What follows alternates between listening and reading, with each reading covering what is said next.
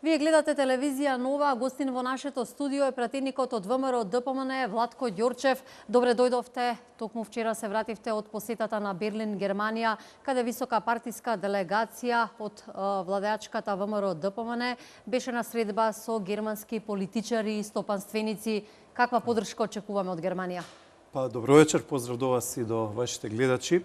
Значи, се работи за редовна меѓународна активност на ВМРО ДПМН и едноставно ВМРО ДПМН изминативе години и децени има континуирана соработка и со Германија, но исто така и со луѓето од германската политика, германската економија, германските фондации и така натаму и така натаму. Значи, една добра, солидна посета, отворени врати за Македонија. Ги објаснивме македонските аргументи, македонската вистина, македонската реалност и зајакнување на соработката која што ја имаме и која што е една од најдобрите кои што ги имаме, односно една јасна порака, тоа е дека Македонија и Германија се и партнери, сме партнери и сојузници, дека нашите економии одлично соработуваат и дека нашата политика исто така одлично соработува. Велите дека наидовте на отворена врата за поддршка. Имаме пријателски односи и релации токму со Германија, една од најмоќните земји со најсилна економија, но каква е поддршката за евроатлантскиот пат, за влезот и приклучувањето на Македонија кон ЕУ и НАТО? Впрочем, тоа се и стратешките цели на земјава. Германија е една од земјите која што континуирано се залага и за проширување на НАТО и за проширување на Европската унија. И во тој дел поддршката за Македонија е континуирана. Значи, тоа е уште од 90-тите години, значи тогаш нели имавме ситуација каде што и поранешниот канцелар Кол, министерот за надворешни Геншер, после тоа Клаус Кинкел, тогашниот министер за одбрана Фолкер Рие, значи во континуитет ја поддржуваа Македонија.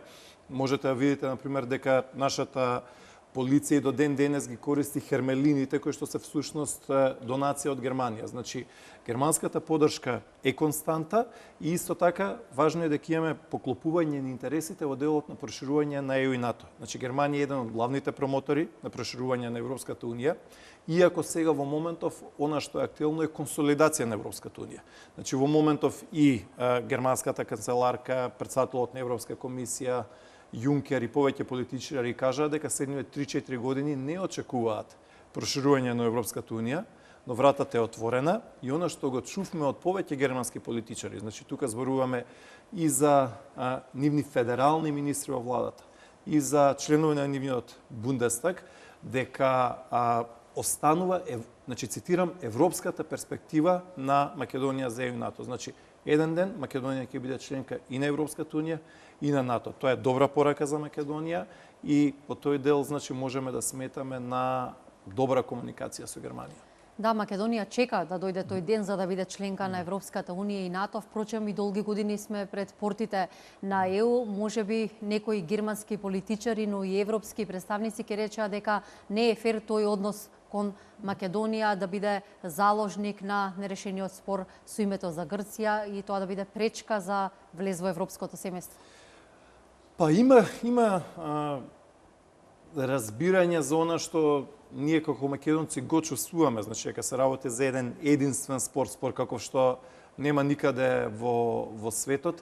И од друга страна, значи, има и пораки дека Македонија и Грција треба да го надминат тој спор, дека треба да продолжи диалогот кој што ги имаме со Грција. Истовремено ние ги објаснивме и македонските позиции. Значи, зошто ние како македонска страна сме заинтересирани и загрижени за тој спор, затоа што влогот македонски во тој спор е многу поголем од грчкиот. Се работи за името на нашата држава, се работи за идентитетот кој што ги имаме ние, а сите ние сме свесни дека зборуваме и македонски јазик, дека ние сме македонци, дека нашиот идентитет е македонски. Значи, едно подсетување на овие македонски позиции, иако нели во текот на дискусиите дискутиравме за повеќе работи, значи македонско-германската соработка, понатаму евроатлантските интеграции, билатералните односи помеѓу Македонија и Германија, што би било тоа што после изборите, значи изборите во Македонија за 90 дена ќе дојдат и ќе поминат. Она што се нарекува македонско-германска соработка треба да продолжи и после тоа. Значи, цела низа на теми, темите се многобројни и ова што го имаме како контакт и соработка ќе продолжи во иднина. Веројатно, кога зборуваме за Германија, за една од најсилните држави, зборуваме и за една од најмоќните економии, а тоа што треба да се засили и каде што може да видиме и добра, силна соработка, се токму економските релации. Вие, според податоците кои ги имаме, споменавте дека за 6 пати е зголемен извозот на Македонија кон Германија. Што значат овие бројки податоци? Значи, македонскиот извоз во Германија едноставно значи работни места во Македонија, значи плати во македонските фабрики, значи директно ефект за македонскиот буџет. Значи Германија прва работа е прв трговски партнер на Македонија, зашто со нив имаме најмногу размена. И уште што е поважно, тоа е дека минатата 2015 година Македонија извезла 1 милиарда и 800 милиони евра во Германија, а од Германија сме увезле 700 милиони евра. Значи нашиот суфицит со Германија се приближува до 1,1 милиарда евра. Значи толку повеќе Македонија извезува во Германија, одошто увезува. Сега да ги погледнеме бројките една по една. Значи во 2005 година, последната година на владата на СДСМ, извозот на Македонија вкупен кон Германија е 291 милион евро. Минатата година е 1,8 милиарди. Значи имаме зголемување на извозот за време на оваа влада, за време на владата на ВМРО ДПМН, за време на владата на Никола Груевски, за време на владата на Емил Димитриев. Значи имаме зголемување на извозот за 6 пати.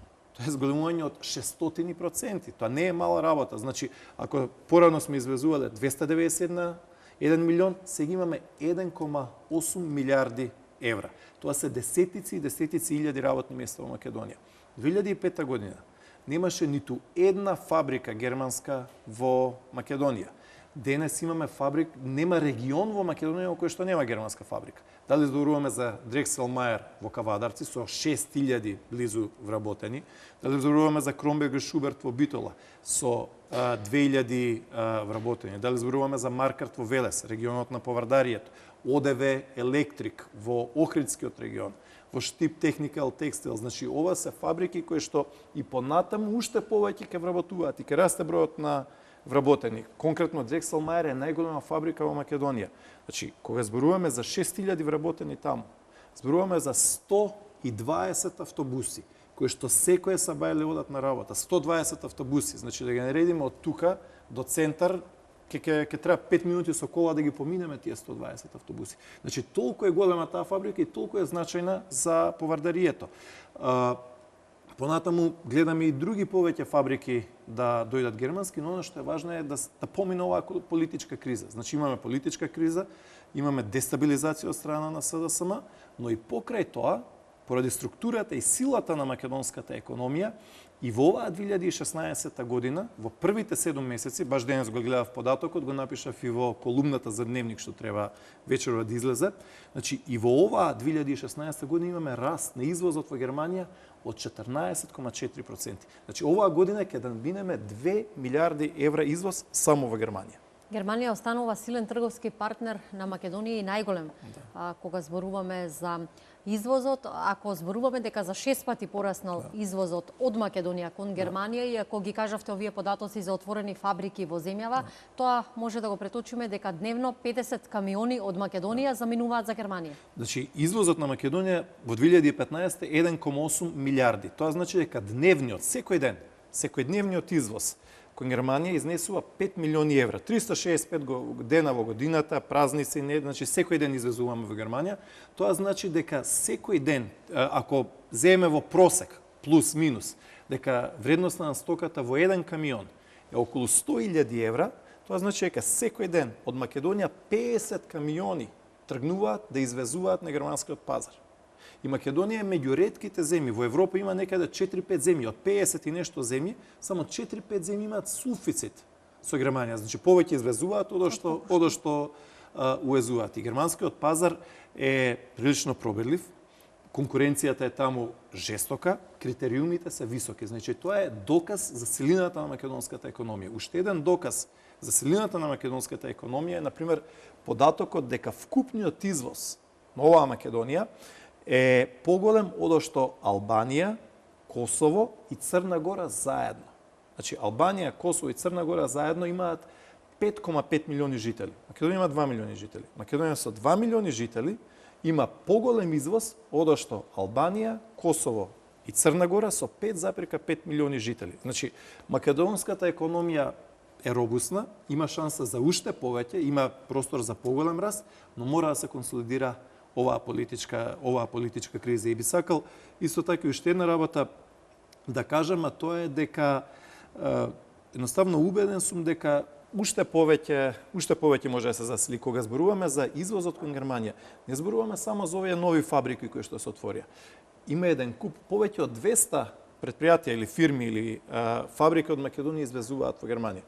Дали зборуваме за кондиторски производи, сувомеснати производи, извоз на облека, на обувки и така натаму и така натаму. Значи тоа се илјадници работни места и кога се зголемува нашиот извоз, имаме посилен буџет и повеќе може да даваме и плати, и пензии, и субвенции, се раздвижува домашната економија, едноставно целата состојба се подобрува. Тесна е врската помеѓу политиката и економијата, за да имаме нови инвеститори, стабилна економија, раст и развој, потребна е стабилна и сигурна политичка клима.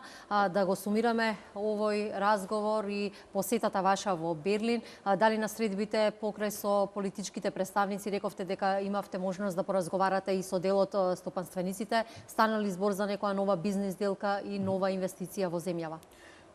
Генерално, она што можам да го кажам како атмосфера, не само во Берлин, истото е и во Брисел, истото е во Италија, истото е и по другите земји, се чека оваа криза да заврши.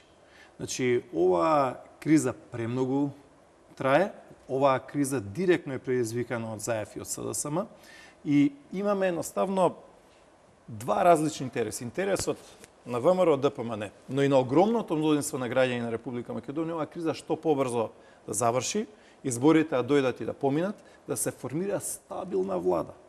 Стабилна влада со сериозна поддршка во парламентот, влада која што нема да може да биде уценувана, коалиција која што нема да биде нестабилна, туку стабилна. А стабилноста треба да дојде од 62 пратеници. Значи, ни треба стабилна влада и фокусирање понатаму на економијата, затоа што она што ги интересира граѓаните, тоа е да има повеќе работни места, да се зголемат платите, полесно луѓето да ги плаќаат сметките, на време да доаѓаат субвенции, да се реконструира улицата, значи луѓето ги интересираат секојдневните проблеми. Од друга страна, имаме структура, СДСМ и нивното раководство кое што сака што подолго да имаме криза, што полоша состојба во државата и едноставно преку таа лоша состојба да има незадоволство од владата и така натаму и така натаму. Значи, од една страна имаме интересна грст политичари од опозицијата и СДСМ за што полоша ситуација и што полога криза, иако веќе 2 години сме во оваа криза. Од друга страна, имаме интерес на државата, на економијата, на фирмите, на граѓаните, на луѓето за завршување на кризата и излез од неа. Благодарам за вашите ставови и гостувањето во студиото на телевизија Нова. Благодарам. Почитувани, го проследивте разговорот со пратеникот Владко Ѓорчев. Зборувавме за неговата посета, за посетата на партиската делегација на ВМРО ДПМН во Берлин, Германија, како и за засврстување на економските релации со една од најмоќните економии. Останете со телевизија Нова.